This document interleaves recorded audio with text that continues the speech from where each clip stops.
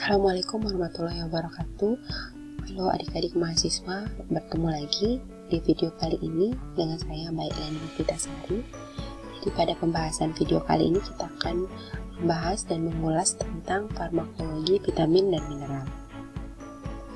Untuk outline pembahasan kita kali ini, yang pertama ada pendahuluan, kemudian pengertian vitamin, selanjutnya ada macam-macam vitamin dan kegunaannya, kemudian ada pengertian mineral dan macam-macam mineral beserta kegunaannya. Untuk pendahuluan di sini, seperti yang kita ketahui ya, bahwa vitamin itu merupakan suatu hal yang sudah tidak asing lagi ya bagi seluruh masyarakat. Saya yakin kalian juga sudah pasti tahu ya mengenai vitamin dan mineral. Di sini ada ilustrasi bahwa ketika tubuh kita itu tidak tercukupi asupan vitaminnya, maka tubuh kita akan mengalami beberapa hal ya, seperti yang pertama badan lemes, kemudian mual-muntah, lalu ada kekebalan tubuh bisa menurun, kemudian mudah terkena infeksi, kemudian perkembangan tulang kita tidak normal, lalu darah kita sulit membeku, dan yang terakhir ada gangguan penglihatan. Sebenarnya masih banyak lagi ya efek yang dapat terjadi ketika tubuh kita mengalami kekurangan vitamin. Namun ini beberapa hal yang sering terjadi. Oke, kita langsung masuk ke vitamin. Yang pertama, istilah vitamin itu sudah sejak zaman dahulu ya, ditemukan pada tahun 1911 oleh seorang ilmuwan yang bernama Casimir Fang, di mana vitamin itu terdiri dari dua suku kata, yaitu vita yang artinya hidup atau vital, dan amin yang artinya senyawa amin atau amina. Di mana pengertian vitamin adalah suatu senyawa organik paling penting yang dapat atau yang ada dan diperoleh di dalam makanan yang dibutuhkan dalam jumlah kecil untuk berjalannya fungsi tubuh yang normal. Nah, vitamin ini itu tidak dapat disintesis atau tidak dapat dibuat oleh tubuh manusia maupun tubuh sebagian besar hewan, yang artinya bahwa vitamin itu harus disuplai dari makanan. Biasanya penghasil vitamin itu adalah tumbuh-tumbuhan dan mikroorganisme. Oke, kemudian fungsi vitamin. Di sini sediaan vitamin itu secara umum fungsinya ada dua, yaitu sebagai pengobatan, kemudian untuk suplementasi atau profilaksis. Profilaksis artinya mencegah terjadinya suatu penyakit. Untuk pengobatan di sini kita bisa lihat terdapat dua fungsi utama lagi. Yang pertama untuk terapi defisiensi, yaitu terapi ketika seseorang mengalami kekurangan vitamin tersebut. Contohnya pada kondisi penyakit biri-biri yang memang penyebabnya disebabkan karena kekurangan vitamin B, maka pengobatannya di sana adalah dengan memberikan vitamin B. Kemudian terapi suportif pada keadaan patologi. Misalnya pada kondisi seseorang yang mengalami kanker dan dia membutuhkan suportif atau terapi pendukung berupa pemberian vitamin dan mineral, seperti itu. Kemudian untuk terapi suplementasi atau profilaksis itu terjadi ketika kebutuhan tubuh terhadap vitamin itu meningkat. Contohnya pada kondisi hamil, laktasi atau menyusui, kemudian pada kondisi pertumbuhan, biasanya pada anak-anak, kemudian pada kondisi ketika tubuh kita harus melakukan pekerjaan fisik yang berat, dan pada kondisi haid, karena haid itu kan banyak mengeluarkan darah itu, sehingga tubuh kita membutuhkan asupan vitamin dan mineral, terutama di situ Fe ya. Nah, ini vitamin. Jadi penggolongan vitamin berdasarkan kelarutannya itu ada dua secara umum ya. Yang pertama, vitamin yang larut dalam lemak, yaitu vitamin A, D, E, K. Kemudian vitamin yang larut dalam air, yaitu vitamin B kompleks dan vitamin C. Apa sih bedanya vitamin yang larut lemak dan vitamin yang larut air? Jadi di sini adalah yang membedakan itu pembawanya. Nah, kalian ingat lagi ya bahwa suatu obat itu dapat bereaksi atau suatu senyawa dapat bereaksi di dalam tubuh ketika dia sudah ada di dalam bentuk yang terion. Nah, untuk vitamin yang larut di dalam lemak, berarti vitamin tersebut dibawa ke sel dan mengalami ionisasi dengan bantuan lemak. Sedangkan vitamin yang larut air itu vitamin B dan B kompleks ya, dan vitamin C, dia itu dibawa oleh air dan mengalami ionisasi di situ dengan bantuan air sehingga dia dapat bereaksi di dalam tubuh kita. Oke, ini bedanya ya. Jadi vitamin yang larut lemak itu dia dapat disimpan dalam jumlah yang banyak. Jadi kemungkinan menyebabkan timbulnya defisiensi atau kekurangan itu lama. Dan kemungkinan tapi dari satu sisi kemungkinan toksisitasnya itu akan lebih besar untuk vitamin yang larut lemak. Kenapa? Karena dia kan tadi disimpan dalam jumlah yang banyak. Lalu vitamin larut air disimpannya dia dalam jumlah yang terbatas dan lebih banyak, malah sisanya itu akan dibuang. Tetapi dari satu sisi untuk mempertahankan saturasi jaringan itu ternyata vitamin yang larut air itu harus lebih sering untuk dikonsumsi dibanding vitamin yang larut lemak. Sehingga selama ini kan kita tahu ya, tingkat konsumsi vitamin C itu lebih besar daripada tingkat konsumsi vitamin yang larut lemak, yaitu vitamin A, kemudian D, kemudian E, dan vitamin K. Oke, tadi ya, ini pembagian vitamin ada dua, vitamin larut lemak dan vitamin larut air. Sekarang kita akan bahas dulu dari vitamin yang larut lemak. Nah, vitamin larut lemak yang pertama di sini kita akan bahas adalah vitamin A. Jadi kita lihat dulu ya pengertian dan fungsi vitamin A. Jadi vitamin A itu ada nama lainnya. Nama lainnya adalah retinol, kemudian retinoid ataupun karotin. Nah, vitamin A ini adalah vitamin yang berfungsi bagi pertumbuhan sel-sel epitel dan sebagai pengatur kepekaan sinar yang ada pada saraf di mata kita terutama. Sehingga kan kita banyak ketahui ya selama ini, kalau penglihatannya mau bagus, kalau matanya mau bagus, itu banyaklah mengkonsumsi vitamin A kata orang-orang. Sekarang kita lihat di sini. Oke, fungsinya ternyata vitamin A itu dia dapat meregenerasi pigmen yang ada di retina. Kemudian pertumbuhan sel-sel epitel, terutama dia juga bisa menjadi suatu terapi pada kelainan kulit. Kemudian dia dapat meningkatkan daya tahan mukosa terhadap infeksi, serta dia berperan juga di dalam perkembangan tulang kita. Tapi yang utama memang fungsinya vitamin A ini untuk regenerasi retina mata kita. Ini sumber vitamin A di sini yang utama yang kita ketahui adalah sumber vitamin A adalah wortel. Nah, di mana karena wortel itu mengandung zat yang disebut dengan beta karoten. Di mana beta karoten tadi adalah nama lain dari vitamin A ya. Karoten itu nama lain dari vitamin A.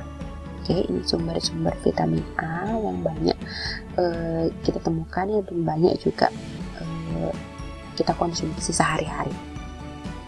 Oke, akibat kita mengalami defisiensi vitamin A itu biasanya yang pertama adalah buta senja atau night blindness. Ini artinya ketika sudah masuk waktu senja atau malam, itu tiba-tiba mata kita itu penglihatannya akan menjadi berkurang atau rabun seperti itu ya. Kemudian defisiensi kronis, kalau kita mengalami defisiensi kronis dalam jangka waktu yang lama, itu bisa menyebabkan xerophthalmia ya. Kemudian nanti kalian pelajari ya xerophthalmia ini kondisi yang seperti apa. Kemudian bisa juga mengalami keratinisasi kornea dan kulit ya. Jadi ternyata memang kekurangan vitamin A itu lebih banyak berefek di mata. Kemudian bisa juga menyebabkan terjadinya diferensiasi sistem imun. Jadi sistem imun kita itu bisa mengalami penurunan. Nah, mungkin bisa kalian perhatikannya di gambar ini ketika lensa mata kita normal, kemudian ketika lensa mata kita mengalami suatu hal yang disebut dengan katarak ya. Jadi xerophthalmia tadi itu adalah kondisi seperti ini yang kadang kita sebut, lazimnya disebut dengan katarak ya. Ada suatu kayak debu-debu putih yang ada di retina mata kita ya.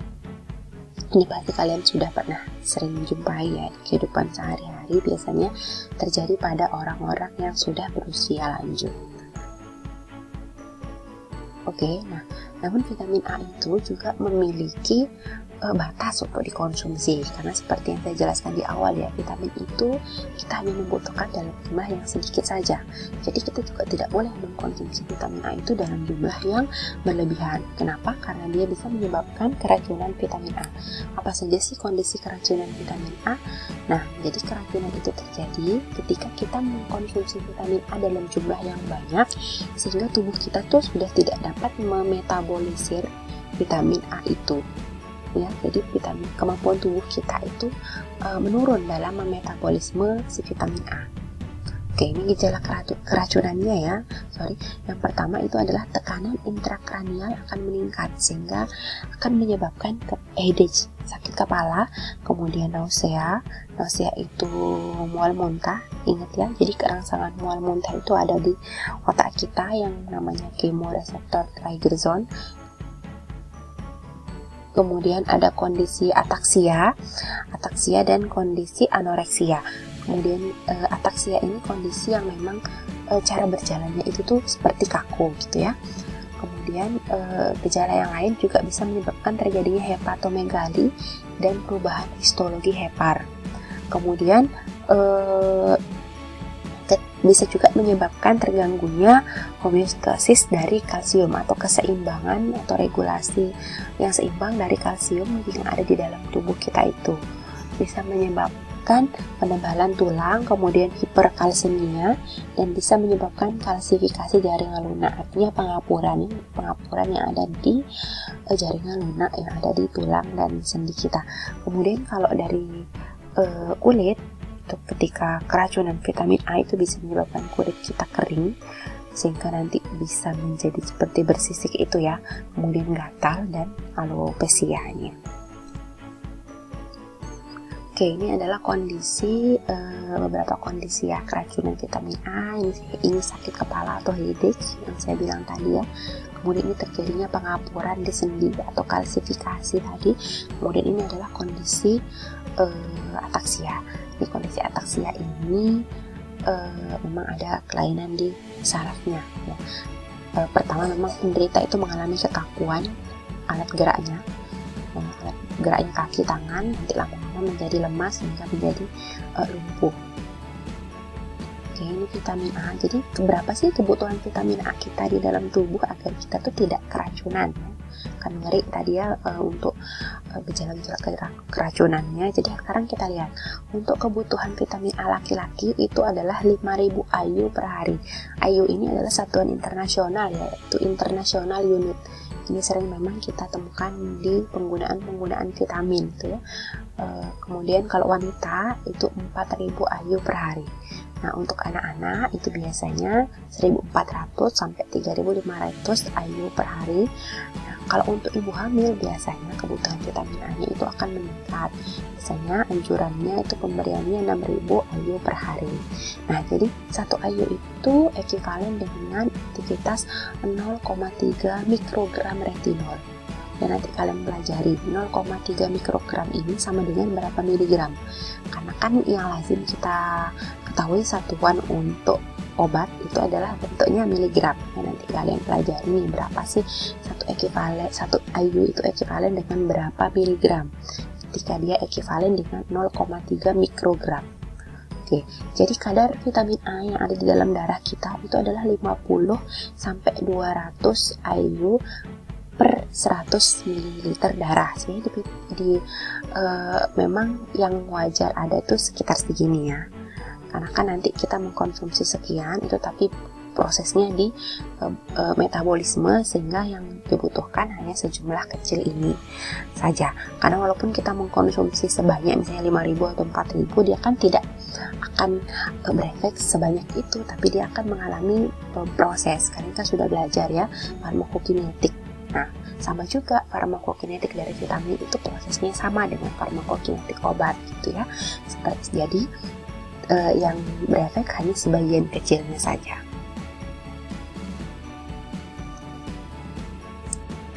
Oke, untuk selanjutnya kita akan bahas vitamin D.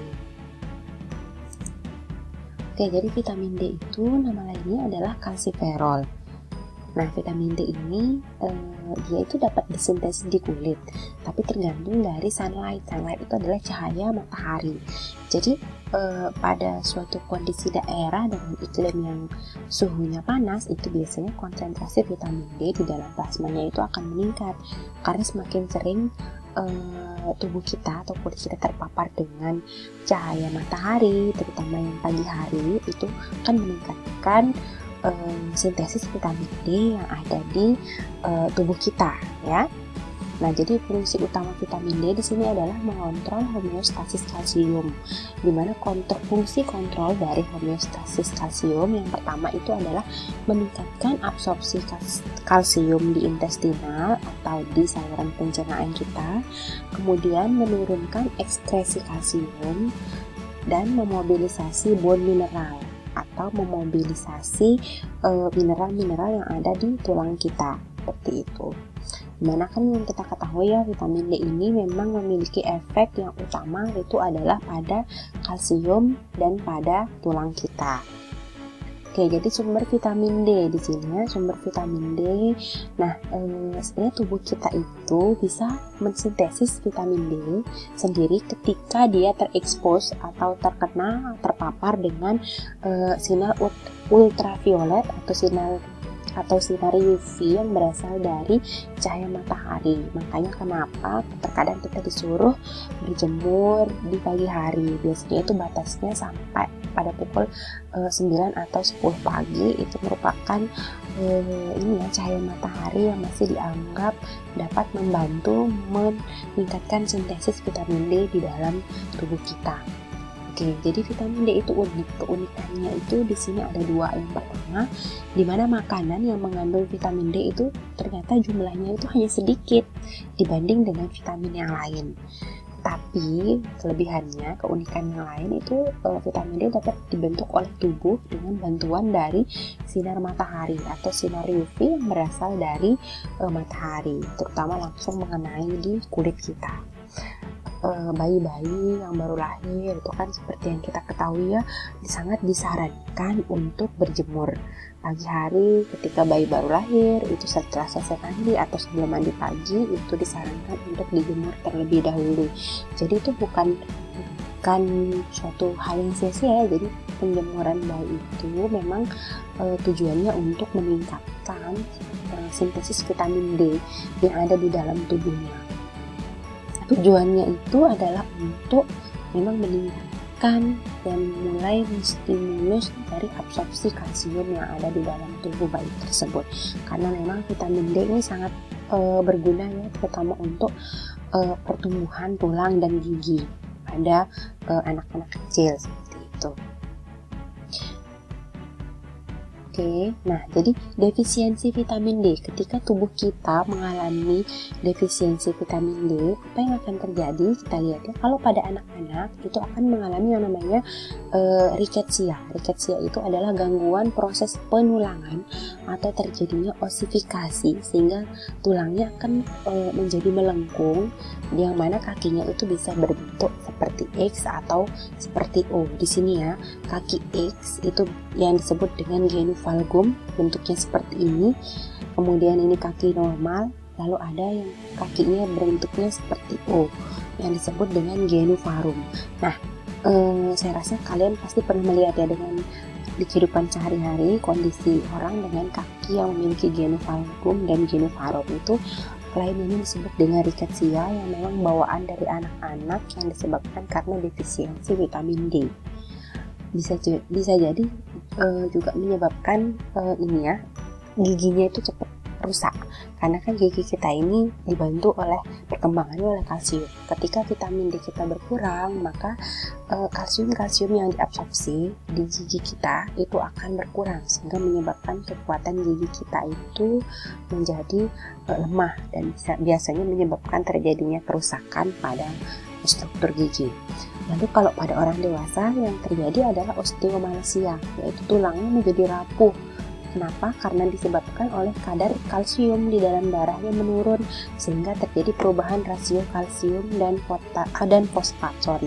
Nah, ketika kadar kalsium di dalam darah menurun akibat ekskresi atau pembuangan kalsium yang lebih besar daripada fosfat, maka yang banyak menumpuk adalah fosfat. Nah, ketika fosfat ini menumpuk atau jumlahnya berlebihan di dalam tubuh, itu bisa menyebabkan terjadinya kerapuhan pada tulang kita atau pengapuran tulang ya.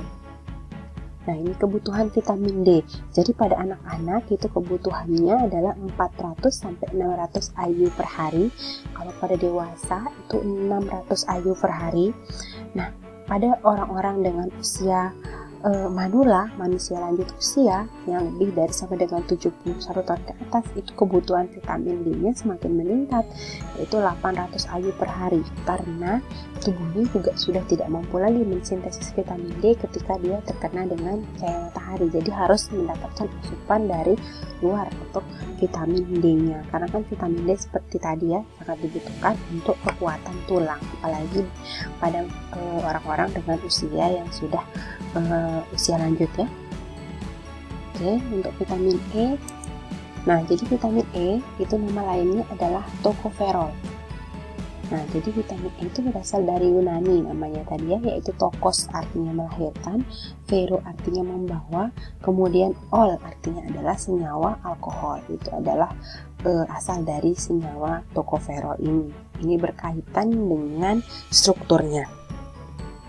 Jadi di alam itu ternyata ada 6 macam senyawa tocopherol. Ada bentuknya alfa, beta, gamma, delta, eta, zeta. Namun yang paling banyak di alam dan memang mempunyai aktivitas biologis yang terbesar sebagai vitamin yang mana kita sebut dengan vitamin E itu adalah alfa tocopherol. Oke, jadi fungsi vitamin E di sini adalah fungsi antioksidan ya. Fungsi antioksidan. Jadi antioksidan ini adalah suatu senyawa yang dapat melawan radikal bebas atau senyawa-senyawa jahat yang kita sebut dengan radikal bebas yang ada di dalam tubuh kita. Seperti yang kita ketahui ya, vitamin E ini memang sangat penting untuk antioksidan di dalam tubuh.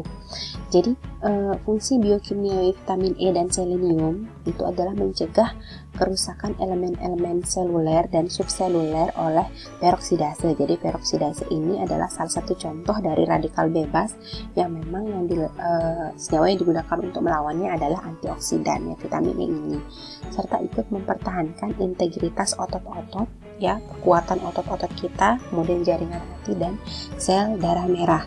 Jadi ini ketika vitamin E bertemu dengan selenium ya, jadi fungsinya akan seperti ini. Jadi kalau fungsinya pribadi atau fungsinya tunggal, vitamin E itu adalah sebagai antioksidan. Mungkin kalian sudah pernah lihat ya, vitamin E contohnya Panatur E, Ever E, itu kan memang fungsi-fungsi antioksidan yang menjaga keremajaan kulit kita dari serangan si radikal bebas. Oke, ini sumber-sumber vitamin E, sumber makanan vitamin E. Di sini pasti sudah familiar, banyak sumber-sumber vitamin E yang biasa kita konsumsi juga sehari-hari. Kemudian defisiensi vitamin E, itu apa sih yang akan terjadi ketika tubuh kita mengalami kekurangan vitamin E? Yang pertama, akan menyebabkan terjadinya gangguan reproduksi tadi ya. Kemudian distrofi otot. Distrofi otot itu terjadi kelemahan pada otot karena terjadi gangguan pada integritas otot.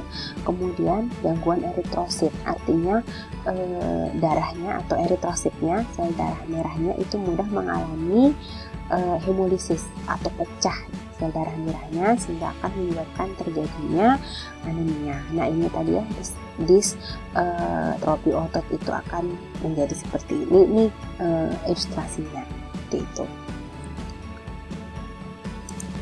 Oke, jadi kebutuhan vitamin E untuk tubuh kita, nah bagi laki-laki dewasa itu 15 IU saja, kemudian wanita 12 IU, lalu kebutuhan ibu hamil dan menyusui itu tentunya akan lebih banyak ya, biasanya itu 2 kali lipat dari kebutuhan yang tadi biasanya 12 IU. Untuk ibu hamil dan menyusui itu biasanya 20 sampai 24 IU. Kemudian untuk anak-anak tentu besarannya 4 sampai 15 IU ya, International Unit. Jadi tergantung umur dan jenis kelamin dari anak tersebut. biasanya di kemasan vitamin E, atau biasanya pada saat membeli nanti akan diedukasi oleh dokter atau apotekernya tentang penggunaan vitamin E. Kemudian vitamin K.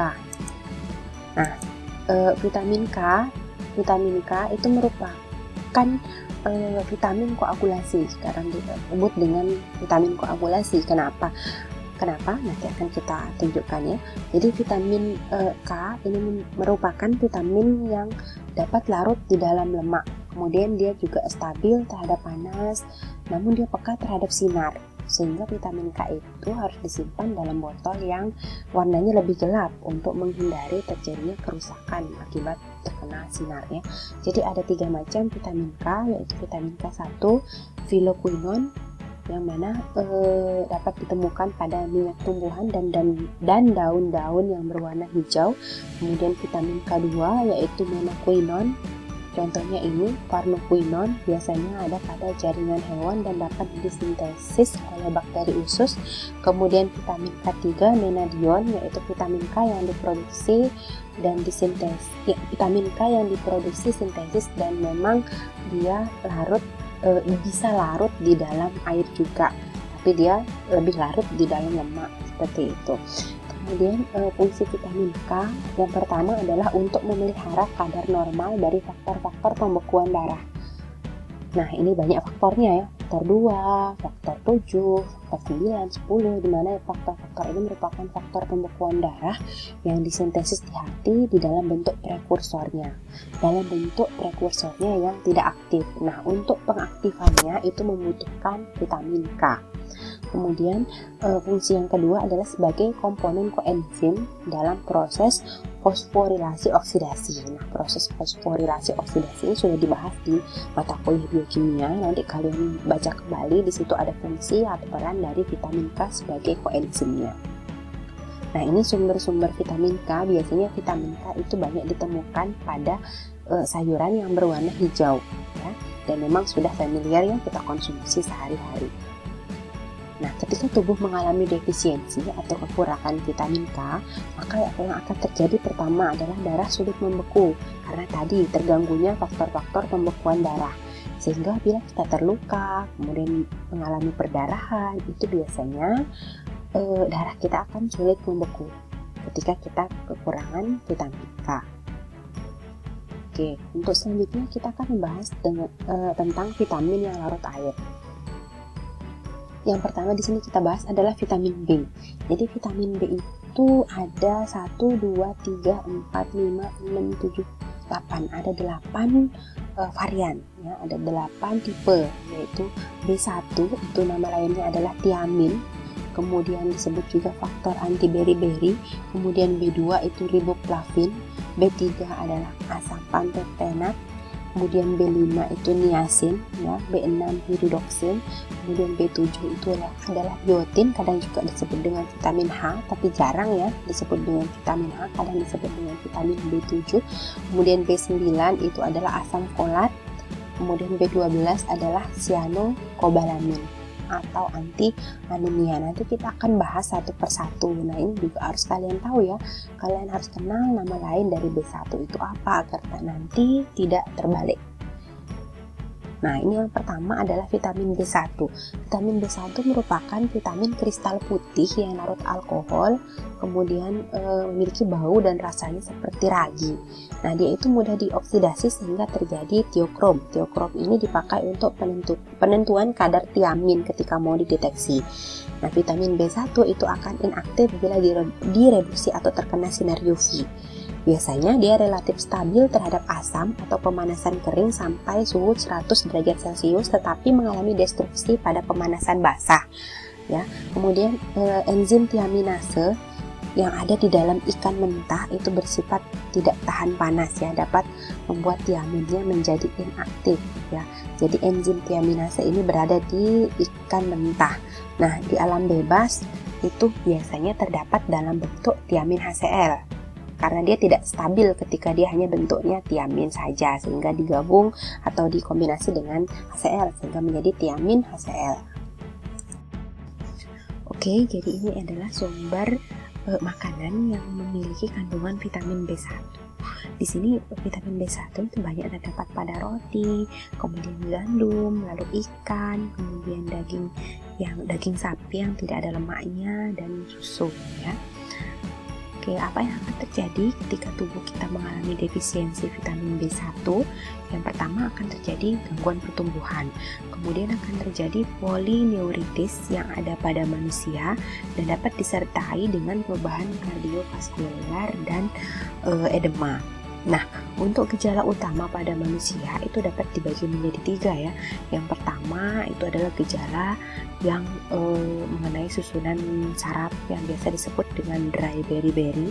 Kemudian gejala edema di mana kakinya mengalami bengkak. Edema itu adalah bengkak yang disebabkan karena penumpukan cairan yang disebut dengan wet beriberi, di mana ketika ditekan itu akan sangat lembek seperti itu.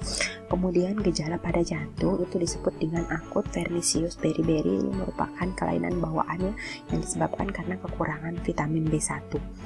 Kemudian gangguan saluran pencernaan, misalnya turunnya nafsu makan, lalu gangguan pencernaan dan konstipasi.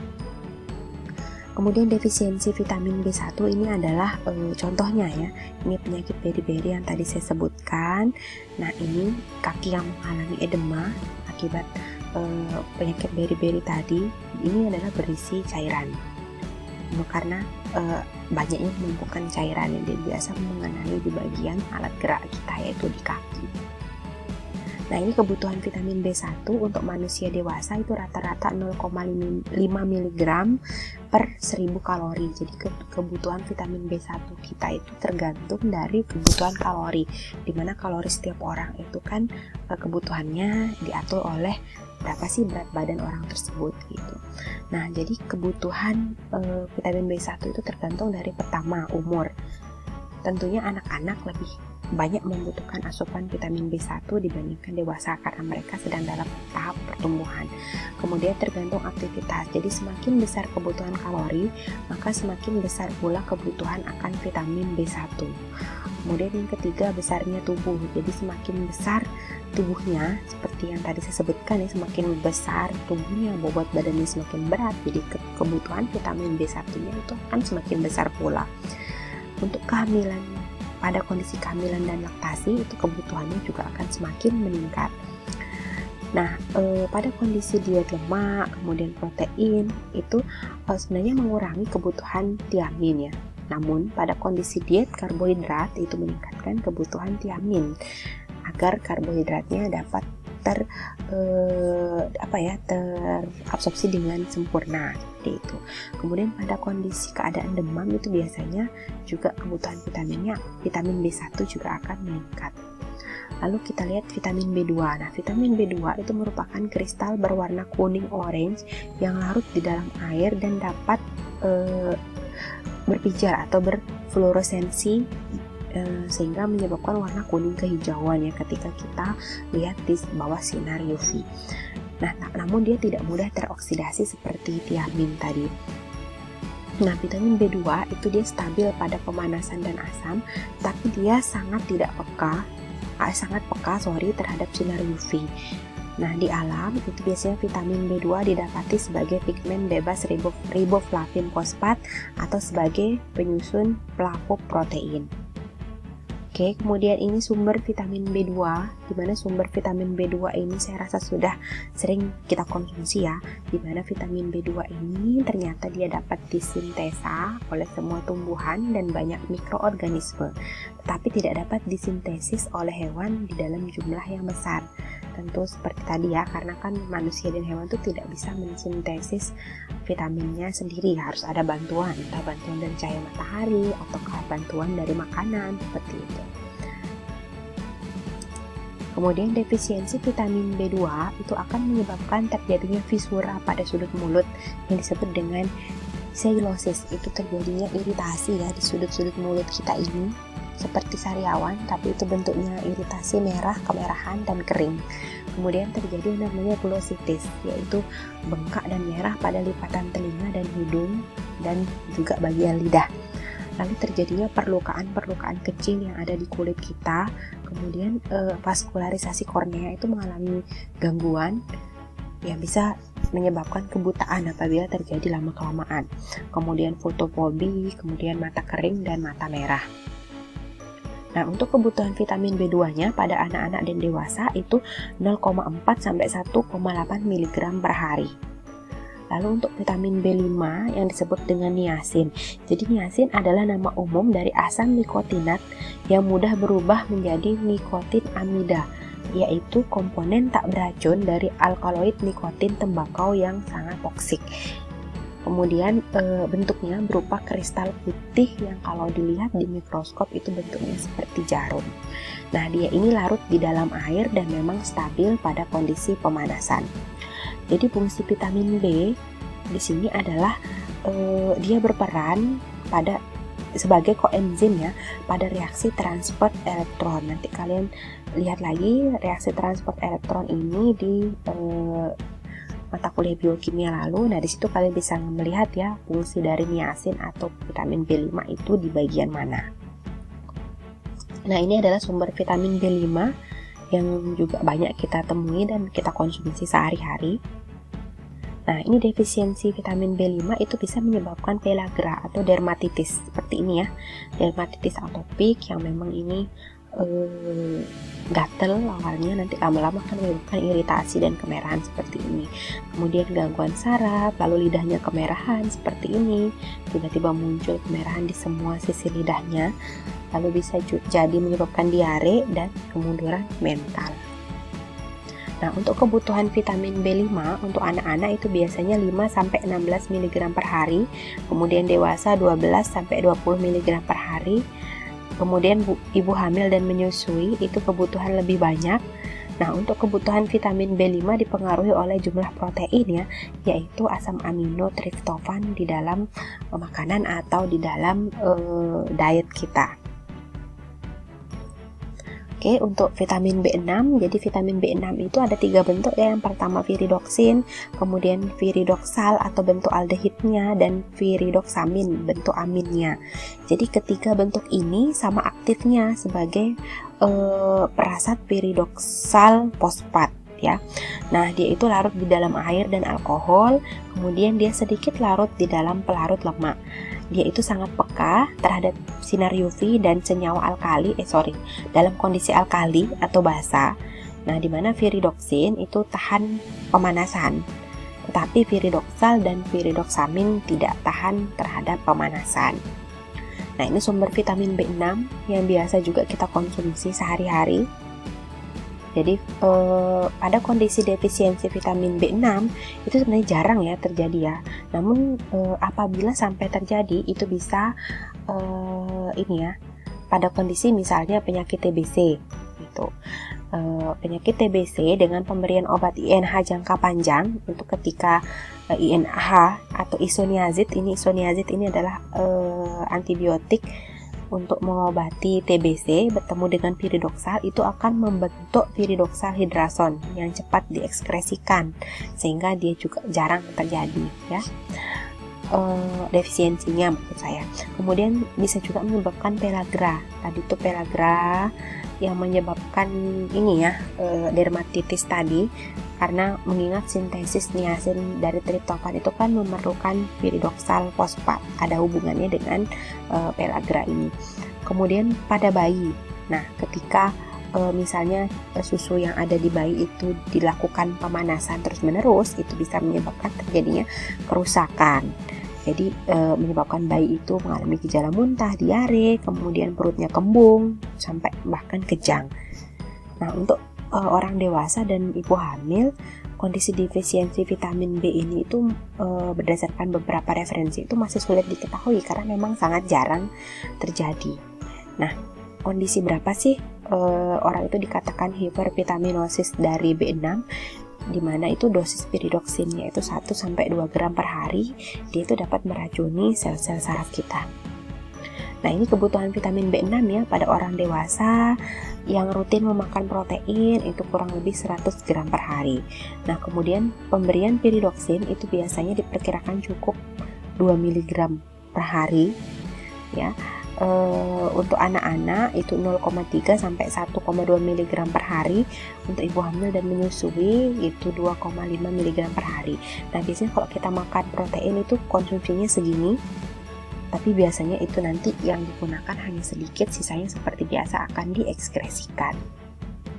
Lalu vitamin B9. Nah, vitamin B9 itu berasal dari kata Pholium, yaitu bahasa Yunani yang artinya daun. Jadi di sini vitamin B9 itu terdiri dari cincin heterobisiklik pteridin, kemudian asam glutamat, kemudian ada para amino asam benzoat, ya. Dimana vitamin B9 ini merupakan kristal kuning yang sedikit larut air. Dia stabil terhadap pemanasan dan suasana, tetapi dia baiknya berada dalam suasana netral dan suasana basah. Kalau pada suasana asam nanti dia rusak strukturnya. Ini sumber vitamin B9 yang biasa kita temukan di kehidupan sehari-hari, ya. Oke, jadi defisiensi vitamin B9 yang pertama itu akan menyebabkan anemia megaloblastik, kemudian glositis dan gangguan gastrointestinal, ya, karena asupan yang kurang adekuat, sehingga menyebabkan absorpsinya akan terganggu dan metabolisme yang abnormal.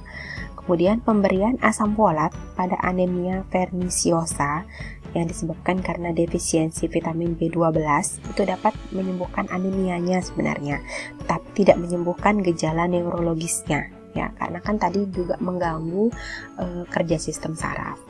Nah, untuk pemberian asam folat itu dosisnya 300 sampai 500 mikrogram per hari, itu pada kondisi anemia karena defisiensi asam folat. Nah, itu akan memberikan respon yang baik, ya, terhadap hematologi. Tapi pada dosis ini belum memberi respon pada defisiensi vitamin B12-nya. Karena anemia itu tidak hanya disebabkan kekurangan vitamin B9, juga ada faktor juga kekurangan dari vitamin B12. Oke, jadi ini kebutuhan vitamin B9 pada orang dewasa itu 400 mikrogram per hari. Kemudian pada ibu hamil dan menyusui itu biasanya 2 kali lipat atau lebih banyak. Nah, untuk anak-anak biasanya tergantung umur dan berat badan. Nanti ini biasanya akan dijelaskan ketika memang anak-anak tersebut harus mendapatkan obat vitamin B9. Nah, kemudian yang terakhir dari golongan vitamin B ada vitamin B12. Jadi vitamin B12 ini kadang disebut dengan cyanokobalamin, ya, terdiri dari cincin tetrapirol dari porfirin dengan ion kobalt di tengahnya sehingga disebut cyanokobalamin. Kemudian dia strukturnya merupakan struktur 5,6 dimetil benzimidazol. Dia terdiri dari ribosa dan fosfat. Jadi bentuknya itu ada vitamin B12A, vitamin B12B.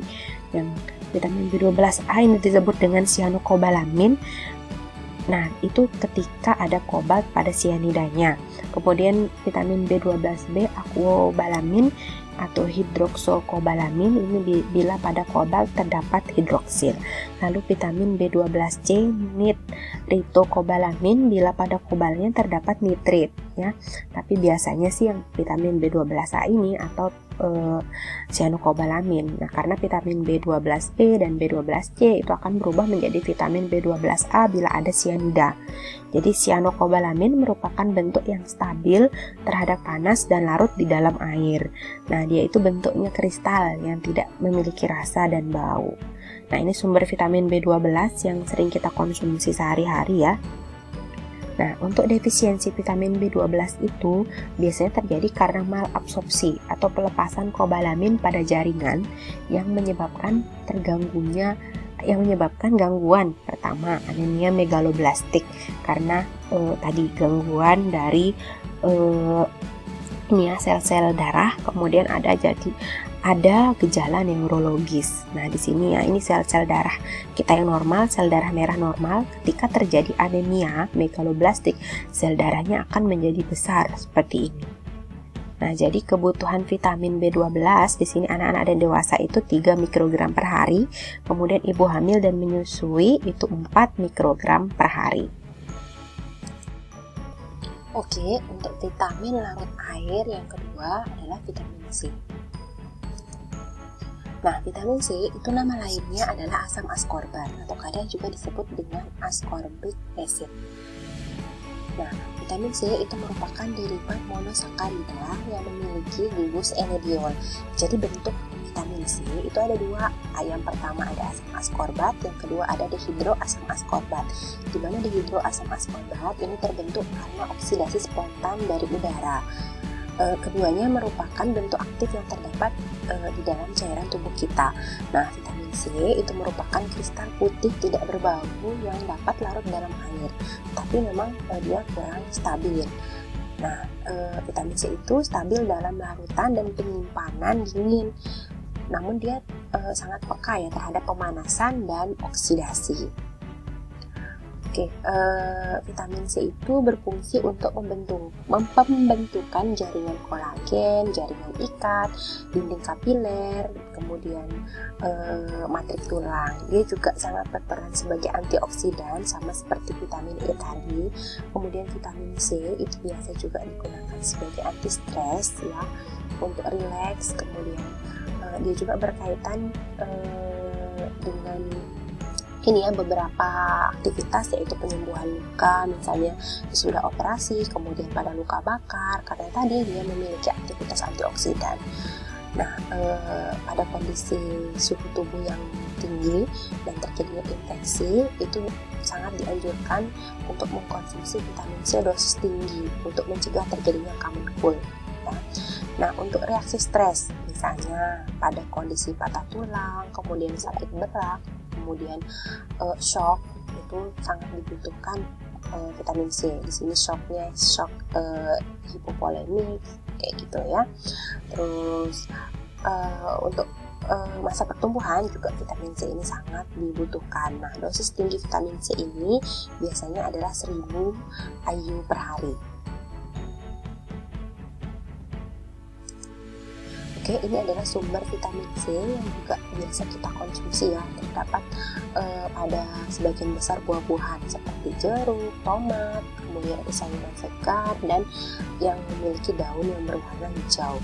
Nah, di sini asam askorbat itu dapat disintesa pada berbagai tumbuh-tumbuhan dan sebagian besar hewan ya.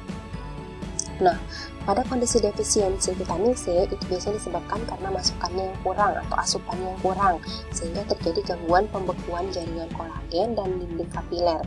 Nah, akibatnya dapat mempermudah terjadinya perdarahan dan anemia. Jadi bentuk simpanan vitamin C itu tidak dapat cepat dibuang dari dalam tubuh kita.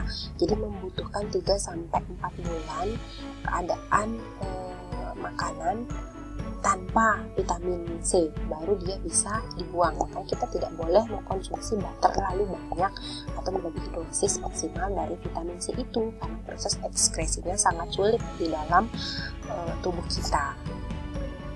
Nah, untuk kebutuhan vitamin C per hari ya, yang biasanya dewasa itu 45 mg per hari, kemudian anak-anak 35 mg per hari. Untuk ibu hamil dan menyusui itu 600 mg per hari untuk kondisi atau kebutuhan normal vitamin C di dalam tubuh kita. Tadi sudah kita bahas vitamin, sekarang kita akan membahas mineral. Mineral itu merupakan senyawa anorganik yang diperlukan tubuh untuk metabolisme serta pembentukan tulang dan gigi. Di sini mineral dibagi menjadi dua kelompok, yaitu makromineral dan mikromineral. Nah, untuk makromineral ini biasanya diperlukan dalam jumlah yang lebih dari 100 mg per hari. Nah, untuk mikromineral atau yang bisa juga disebut dengan trace element biasanya diperlukan dalam jumlah sedikit, biasanya kurang dari 100 mg per hari. Jadi ini dia mineral tadi ya, ada yang makro, ada yang mikro. Yang makro mineral itu contohnya kalsium, fosfor, magnesium, kemudian kalium, natrium, klorida, sulfur ya. Mikro mineral contohnya kromium, mangan, kobalt, molibden, kemudian tembaga, selenium, yodium, besi, fluor. Nah, jadi makro dan mikro ini pembedaannya tadi ya, karena dia jumlah yang dibutuhkan dalam tubuh. Kalau makro jumlahnya lebih dari 100 mg, mikro jumlahnya lebih kurang dari 100 mg per hari. Oke, karena kita membahas satu persatu, yang pertama di sini adalah kalsium. Jadi kalsium itu sumbernya dari produk olahan susu ya, kacang-kacangan, sayuran, di mana absorpsi kalsium itu sangat membutuhkan vitamin D. Jadi vitamin D dan kalsium itu tidak bisa dipisahkan karena saling membutuhkan tadi ya. Semakin meningkatnya vitamin D di dalam tubuh kita, maka asupan atau serapan kalsium juga akan semakin meningkat. Untuk kebutuhan kalsium itu akan meningkat pada masa pertumbuhan, pada kondisi laktasi, kemudian pada wanita pasca menopause. Kenapa? Karena wanita pasca menopause itu hormon estrogennya akan berkurang, sehingga sangat rentan menyebabkan terjadinya osteoporosis. Nah, di kondisi seperti itu sangat membutuhkan asupan kalsium dan vitamin D untuk meningkatkan kepadatan tulangnya. Nah, di sini fungsi dari kalsium adalah pembentukan tulang dan gigi seperti yang saya jelaskan tadi ya di vitamin D, kemudian pengaturan fungsi saraf dan otot. Nah, pada kondisi hipokalsemia, kekurangan kalsium itu dapat menyebabkan terjadinya rasa cemas, iritabilitas, kemudian tetanus, kemudian kejang otot, mudah perdarahan, dan kontraksi jantungnya melemah. Sedangkan pada kondisi hiperkalsemia itu akan menyebabkan ototnya menjadi kendor, kemudian nyeri sekitar daerah yang bertulang, dan menyebabkan penumpukan kalsium dan fosfor yang ada di ginjal sehingga akan menjadi batu ginjal ya. Nah, untuk yang kedua itu ada kalium atau K, atau kadang juga disebut dengan potasium. Di sini sumbernya itu ada dari buah-buahan dan sayuran yang memang umum kita konsumsi ya. Saya di sini ada alpukat, kemudian pisang dan sebagainya. Nah, fungsinya dari kalium ini, di mana kalium ini merupakan kation utama dalam cairan intrasel, dan dia juga memiliki fungsi saraf dan otot yang juga berperan dalam kerja enzim. Nah, untuk hipokalemia itu bisa menyebabkan terjadinya kerusakan sel, kemudian muntah, diare. Nah, kalau kita menggunakan obat diuretik, nah nanti kita akan belajar ya tentang obat-obat diuretik. Nah, itu ada beberapa obat diuretik yang memang memiliki efek hipokalemia karena dia berefek membuang kalium dari dalam tubuh kita. Tanda-tanda adanya hipokalemia itu adalah mual, muntah, kemudian aritmia jantung atau irama jantungnya tidak stabil, kemudian perutnya kembung dan ototnya paralisis ya, lemah ototnya. Namun pada kondisi hiperkalemia itu biasanya terjadi pada orang-orang dengan penurunan fungsi ginjal atau insufisiensi ginjal karena dia tidak mampu meregulasi kalium atau ion kalium, sehingga ion kaliumnya akan menumpuk di dalam darah. Tandanya sama tadi ya, aritmia, irama jantungnya cenderung meningkat. Kalau kekurangan kalium, irama jantungnya tadi menurun ya. Jadi aritmia itu irama jantungnya bisa menurun atau irama jantungnya justru bisa meningkat, tidak normal. Kemudian bisa menyebabkan mual juga, kejang perut, dan oligouria. Jadi dia itu berkemih, sangat sering berkemih gitu ya.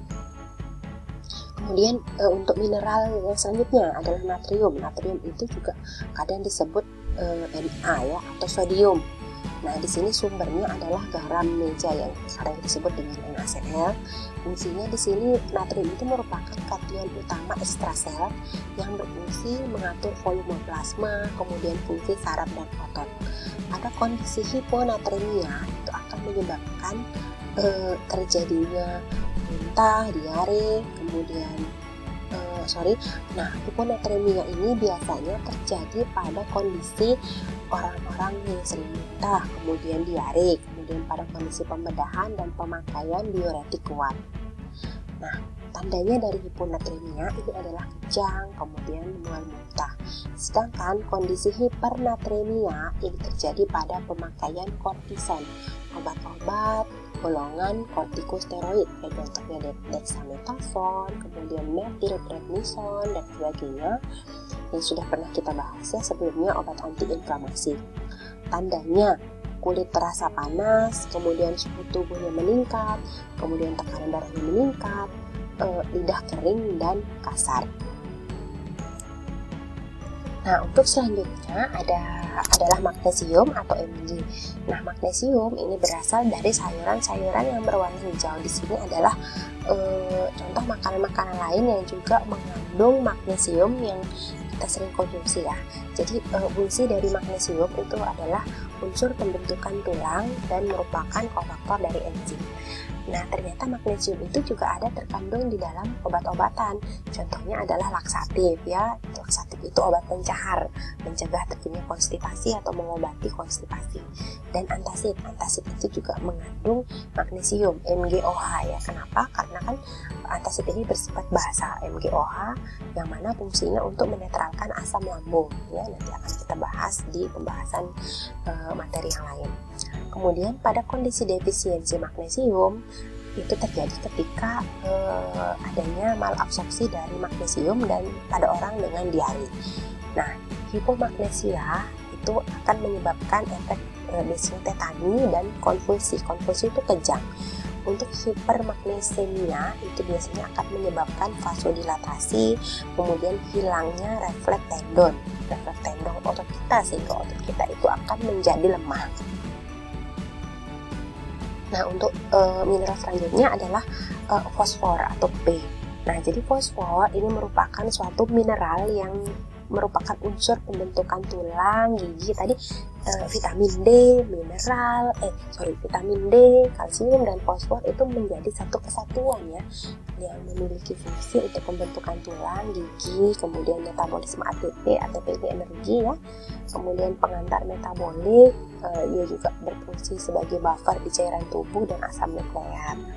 Nah, untuk defisiensi pada alkoholisme itu dapat terjadi menyebabkan muntah yang berkepanjangan, kemudian penyakit liver atau penyakit hati, dan akan menyebabkan hiperparatiroidisme. Nanti kaitannya dengan kelenjar paratiroid apa nanti akan dibahas di pembahasan yang selanjutnya. Oke, kemudian di sini ada besi atau Fe. Nah, ini sumber-sumber makanan yang mengandung zat besi yang udah sering banget ya kita konsumsi sehari-hari. Di sini ya ada daging merah, kemudian ada hati, telur ya. Jadi fungsi dari Fe itu adalah produksi hemoglobin. Nah, indikasi atau penggunaan Fe itu biasanya untuk mencegah dan mengobati anemia defisiensi besi. Karena kalau Fe kita kurang, maka kita bisa mengalami anemia defisiensi besi ya. Efek sampingnya apabila terlalu banyak mengkonsumsi Fe itu biasanya terjadi mual muntah ya, kemudian nyeri lambung karena memang lama-lama dapat mengiritasi di lambung kita, kemudian menyebabkan diare dan konstipasi. Kemudian pada kondisi intoksikasi ya, itu dapat menyebabkan terjadinya shock, kemudian kolaps kardiovaskular artinya henti jantung apabila kita terlalu banyak ya mengkonsumsi Fe, dan bisa menyebabkan terjadinya asidosis metabolik. Nah, untuk sediaan Fe itu ada yang bentuknya oral, yaitu ferrosulfat, glukonat, fumarat. Ada juga yang bentuk sediaan parenteral, baik IM maupun IV. Oke, untuk selanjutnya kita akan membahas mineral yang lain, yaitu Zn atau Zn, di mana sumber dari Zn ini adalah susu dan produk olahannya nih ya, yang memang sering kita sudah konsumsi sehari-hari. Kemudian fungsinya Zn ini adalah sebagai kofaktor enzim, kemudian untuk fungsi pertumbuhan, fungsi dan maturasi alat kelamin juga ya, kemudian menambah nafsu makan, dan juga fungsi dalam penyembuhan luka. Nah, pada kondisi defisiensi itu terjadi ada gangguan, akan menyebabkan terjadinya gangguan pertumbuhan, kemudian keterlambatan maturasi seksual, misalnya pada wanita terlambat menstruasi ya, kemudian hipogonadisme dan hipospermia. Kemudian ada kondisi alopecia, kemudian lesi kulit, ada lagi gangguan penyembuhan luka, defisiensi imun, kemudian night blindness ya, gangguan pengecapan dan gangguan perilaku. Nah, selanjutnya yodium. Yodium ini sebagian besar bersumber dari makanan laut yang berasal dari laut ya, karena kandungan yodium yang ada di laut itu sangat besar ya. Termasuk juga garam kita, garam saja NaCl kita itu juga merupakan olahan yang sudah dikombinasi dengan yodium sehingga disebut dengan garam beriodium. Nah, yodium ini juga merupakan bagian dari hormon tiroid. Defisiensi yodium ini biasanya terjadi pada daerah-daerah endemik ya, dan akan menyebabkan kretinisme pada anak. Kretinisme itu kekerdilan pada anak, jadi dia itu tidak bisa tumbuh menjadi besar. Nah, kalau dewasa biasanya akan menyebabkan kondisi namanya goiter hipotiroidisme. Goiter itu hipotiroidisme itu gondok ya. Terus ada myxedema, kemudian pada kondisi intoksikasi ini artinya keracunan yodium ya. Pada kondisi akut bisa menyebabkan edema, bengkak, kemudian demam dan konjungtivitis atau adanya inflamasi di selaput konjungtivanya yang ada di mata. Nah, untuk selanjutnya tembaga. Jadi tembaga atau CU di sini memiliki sumber dari kerang, kemudian rajungan ya, ada juga kacang-kacangan, biji-bijian, contohnya biji bunga matahari ya, kuaci itu ya, atau biji wijen. Nah, ini dia contoh makanan yang mengandung tembaga. Ini banyak juga kita konsumsi. Fungsinya sebagai kofaktor enzim, lalu pembentukan sel darah merah dan jaringan ikat. Nah, defisiensi tembaga itu akan menyebabkan terjadinya anemia, kemudian penurunan jumlah sel darah putih, penurunan pigmentasi kulit dan rambut, serta retardasi mental. Nah, ini untuk selenium. Selenium biasa paling banyak itu terdapat di mengkudu, tapi juga dia ada di daging, terutama di hati, kemudian makanan laut dan telur. Biasanya selenium ini dia akan bersinergi dengan vitamin E, seperti yang saya sudah bahas di vitamin E tadi, itu akan menjadi antioksidan. Nah, selenium ini juga bisa memiliki efek untuk mencegah kerontokan rambut ya, atau kebotakan rambut. Kan ada ya sampo yang mengandung selenium, itu juga memang diindikasikan untuk orang-orang yang rambutnya sangat rontok sampai mengalami kebotakan. Untuk chromium atau CR, ini sumbernya biasanya dari daging, sereal ya, kemudian ada ragi, ini contoh makanannya. Nah, untuk fungsinya itu sebagai kompleks faktor untuk insulin. Misalnya insulin ini adalah hormon yang regulasi kadar gula di dalam darah kita. Nah, untuk defisiensi kromium itu bisa menyebabkan neuropati perifer, kematian saraf tepi kita. Neuro itu saraf, pati itu gangguan saraf tepi. Kemudian ensefalopati ya, gangguan yang ada di ensefalo kita. Ensefalo itu adalah di otak, kemudian menyebabkan terjadinya DM karena tadi dia berfungsi untuk kompleks kofaktor untuk hormon insulin. Ketika terjadi gangguan pada hormon insulin, maka gula yang ada di dalam darah kita itu tidak bisa masuk ke sel, sehingga akan menyebabkan penumpukan gula di dalam darah. Biasa disebut dengan kondisi gula darahnya, kayak gitu ya. Kalau di masyarakat menyebutnya dia ada penyakit gula, kita menyebutnya diabetes mellitus. Nah, yang selanjutnya adalah mangan ya, atau MN. Nah, ini contoh-contoh makanan yang mengandung mangan atau MN. Fungsinya sebagai kofaktor enzim, kemudian stimulasi sintesis kolesterol yang ada di hati dan asam lemak. Nah, ada kondisi keracunan atau intoksikasi mangan itu akan menyebabkan terjadinya penyakit Parkinson. Nanti kalian lihat ya, penyakit Parkinson itu seperti apa. Nanti ini akan detail dibahas di farmakoterapi.